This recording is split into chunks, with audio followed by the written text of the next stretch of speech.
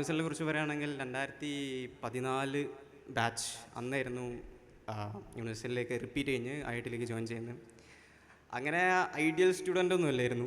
I mean എനിക്ക് കുറച്ച് നേരം കളിക്കണം, ഫുട്ബോൾ കളിക്കണം, നാട്ടിൽ ടൂർണമെൻറ്റിന് പോകണം, കുറച്ച് ട്രിപ്പ് പോകണം, അങ്ങനത്തെ ഒരു ആഗ്രഹമുള്ള ആളായിരുന്നു. ഭയങ്കര CR7 ഫാനായിരുന്നു. അപ്പോൾ ആ ഒരു ലെവലിൽ നിന്നിരുന്ന ഒരാൾ ഞാൻ പെട്ടെന്ന് തന്നെ ഒരു ദിവസം അങ്ങനെ യൂണിവേഴ്സിറ്റിയിൽ വന്നു. പിന്നെ അങ്ങനെ ഒരു ദിവസം ഈ രാജാസിലായിരുന്നു ഞാൻ പഠിച്ചിരുന്നത്. അപ്പോൾ ഈ പൊതുവിലും ഈ എൻട്രൻസിനെ കുറിച്ച് പൊതുവേ താല്പര്യമില്ലാത്ത ഒരാളായിരുന്നു. അങ്ങനെ രാവിലെ ഈ രാജാസിൽ നിന്ന് സ്കൂൾ വിട്ട് കഴിഞ്ഞാൽ നമ്മൾ PKM അതുപോലെ തന്നെ ചങ്കുവെട്ടി ജംഗ്ഷനാണ്, അവിടെ ഒരു 2000 ആൾക്കാരുണ്ടാകും അവിടുന്ന് ബസ് കയറാൻ. അങ്ങനെ ഈ ബസ് കയറണമെങ്കിൽ 4:45 സമയം എടുക്കും. അപ്പോൾ അതുവരെ എന്തെങ്കിലുമൊക്കെ ചെയ്യണ്ടേ. അങ്ങനെ വന്ന് നമ്മൾ യൂണിവേഴ്സിറ്റി ലൈബ്രറിയിലെത്തി. അങ്ങനെ കമ്പൈൻഡ് ആയിട്ടുള്ള ഒരു സ്റ്റഡി ആയിരുന്നു ഞങ്ങൾ നടത്തിയിരുന്നത്. പിന്നെ IIT മദ്രാസിൽ കെമിക്കൽ എഞ്ചിനീയറിംഗ് ആണ് ചെയ്തിരുന്നത്. പക്ഷേ ഇപ്പോൾ വർക്ക് ചെയ്യുന്നത് AI റിലേറ്റഡ് ഫീൽഡായിരുന്നു. അപ്പോൾ IITസിനെ കുറിച്ച് പറയുമ്പോൾ അതാണ് കുറച്ചുകൂടി നിങ്ങൾക്ക് തരുന്ന ബെനിഫിറ്റ്. അപ്പോൾ കെമിക്കൽ എഞ്ചിനീയറിംഗ് എന്ന് പറഞ്ഞാൽ ഉദ്ദേശിക്കുക കുറച്ച് ആസിഡും ഒരു ആൽക്കലും എടുത്ത് എന്തെങ്കിലുമൊക്കെ ചെയ്യുന്ന ആളായിരുന്നു, അങ്ങനെ വിചാരിക്കുക. അപ്പോൾ അവിടെ എത്തുമ്പോഴൊരു ഓപ്പർച്യൂണിറ്റി എന്ന് വെച്ചാൽ കുറച്ചുകൂടി എല്ലാം മാത്ത് ബേസ്ഡ് ആയിരിക്കും. അതായത് എല്ലാവരും മാത്സിൽ നല്ല സ്കിൽഡ് ആയിട്ടുള്ള ഒരുപാട് ആൾക്കാരായിരിക്കും.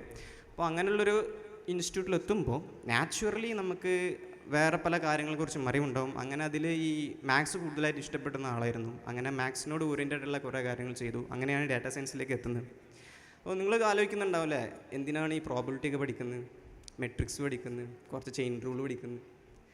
അപ്പോൾ ഇപ്പോൾ ചെയ്യുന്ന വർക്ക് എന്താണെന്ന് വെച്ചാൽ, ഇപ്പോൾ നമ്മൾ ആക്ച്വലി ഈ ഫീൽഡിൽ ചെയ്യുന്ന വർക്ക് എന്ന് വെച്ചാൽ ആൾക്കാരെ ഫേസ് വെച്ചിട്ട് അവിടെ മൈക്രോ ഇമോഷൻസ് എടുക്കുക എന്നുള്ളതാണ് ഇപ്പോൾ ചെയ്യുന്ന വർക്ക്. നിങ്ങളിപ്പോൾ മാത്സിൽ പഠിക്കുന്ന ബേസ് തിയറം, അതുപോലെ തന്നെ മെട്രിക്സ്, അതുപോലെ തന്നെ ഡിഫറൻസിയേഷൻ, ചെയിൻ റൂള്, അങ്ങനത്തെ പല കാര്യങ്ങളുമാണ് ഇപ്പോൾ നമ്മൾ ചെയ്തുകൊണ്ടിരിക്കുന്നത്. അപ്പോൾ നിങ്ങളിപ്പോൾ ചെയ്യുന്ന ഒരു കാര്യവും ചെറുതാണെന്ന് വിചാരിക്കരുത്. അതായത് ഇപ്പോൾ നിങ്ങൾ ഫിസിക്സ് പഠിക്കുന്ന ഫ്ലൂയിഡ് ഡൈനാമിക്സ് ആയാലും കെമിസ്ട്രി പഠിക്കുന്ന ഈ എന്തിരുന്നു മോൾ കൺസെപ്റ്റ് ആയാലും ഇതിലെല്ലാം ഇമ്പോർട്ടൻസ് ഉണ്ട്. അത് ഇത് കഴിഞ്ഞിട്ട് ഇതെല്ലാം തീർന്നതല്ല.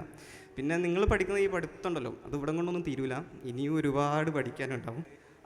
പിന്നെ +2 പഠിക്കുന്ന ആൾക്കാരാണെങ്കിലും റിപ്പീറ്റ് ചെയ്യാതിരിക്കാൻ എത്രത്തോളം പറ്റുമോ അത്രത്തോളം ചെയ്യുക. കാരണം റിപ്പീറ്റ് ചെയ്യുമ്പോൾ എനിക്കുണ്ടായ മനസ്സിലെന്താ വെച്ചാൽ എങ്ങനെയെങ്കിലും ഈ പരിപാടിയും തീർന്നു കിട്ടിയാൽ മതിയായിരുന്നു എന്നായിരുന്നു. കാരണം കുറച്ചും കൂടി എക്സ്പോസ്റ്റ് ചെയ്യാനുള്ള പ്രോസസ്സാണ്. നമുക്ക് ചിലപ്പോൾ നമ്മളെ കോൺഫിഡൻസ് ഒന്നും കിട്ടിക്കൊള്ളുന്നില്ല. അപ്പോൾ +2 നിൽക്കുന്ന ആൾക്കാരാണെങ്കിലും റിപ്പീറ്റ് ചെയ്യാതെ +2 തന്നെ കിട്ടിപ്പോകുന്നുള്ള ആ ഒരു കൺസെപ്റ്റിലേക്ക് മാറാം. പിന്നെ പറയാനെന്ന് വെച്ചാൽ മാക്സിമം നിങ്ങൾ ഈ ഒരു റിപ്പീറ്റ് അല്ലെങ്കിൽ +2 കിട്ടിയില്ലെങ്കിലും നിങ്ങൾ ലൈഫ് ഇതോടെ തീരുന്നെന്നുള്ളൊരു കൺസെപ്റ്റിൽ ഒരിക്കലും പോകരുത്. ഇപ്പം നിങ്ങൾക്ക് ജെന്യൂൻ ആയിട്ടുള്ള കഴിവുകളുള്ള പല ആൾക്കാരുണ്ടാവും. അപ്പം പൊതുവെ എല്ലാവരും എന്താ പറയുക, ആദ്യം എഞ്ചിനീയറിംഗ് എടുക്കണം, അപ്പോൾ നമ്മൾ ശരിക്കുള്ള കഴിവുകളൊക്കെ കിട്ടുള്ളൂ.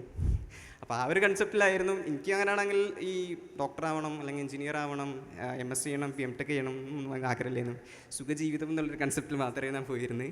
അങ്ങനെ IITയിൽ പോയതിന് ശേഷമാണ് നമ്മൾ 1ാം റാങ്ക് 6ാം റാങ്ക് എന്നുള്ള കൺസെപ്റ്റിലൊക്കെ വരുന്ന ആൾക്കാരാണെങ്കിൽ അവിടെ പോകുമ്പോൾ നമ്മൾ ഒന്നുമില്ല എന്ന് മനസ്സിലാവും.